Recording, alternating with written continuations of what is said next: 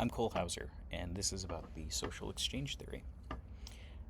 I personally don't tend to view relationships like this, but the closest way I've experienced this is friends. Not very close friends, but I'd say distant friends, acquaintances that I usually kind of hang out with. I usually see just budding relationships like this, where, okay, is it too much of a cost to hang out with this person? Am I like mentally exhausted by the time I'm interacting with this person? Or for a reward, am I having a lot of fun when I hang out with this person? This is important because I can only really view this from the angle of a person I'm distant with. But I'll go over that later when we go approach the third topic. For relationships like this, the costs and rewards shape um, the value because people are adding interactions with a positive and negative sign.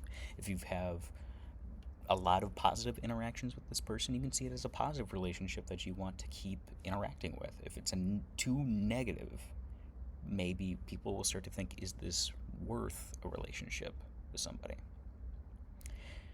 I do not agree with at least personal relationships that this should be the case at all. Of course, if somebody is having an extremely negative relationship with somebody, then maybe they should distance themselves from it.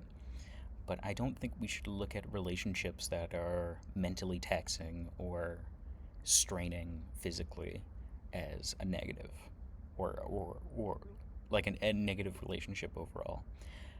When you're having a child, obviously this person that you brought into this world is going to be extremely mentally taxing on you. It's going to be maybe even more mentally taxing than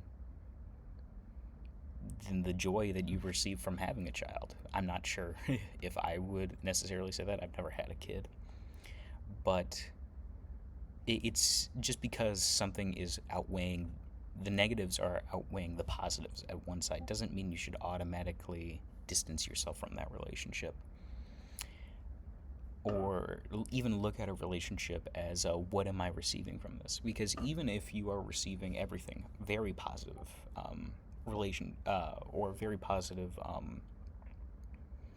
if you're getting a lot of rewards, or I guess you'd say a score if you're thinking about it in this transactional part. Um, if you're getting a lot of rewards, the other person could be getting a lot of costs from what they're putting into this and what they're putting into the system.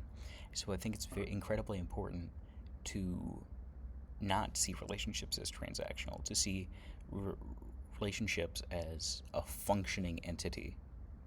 Who is putting the effort in? It's a joint effort. It's not, you can't, I don't think you can personally put a value to your relationships.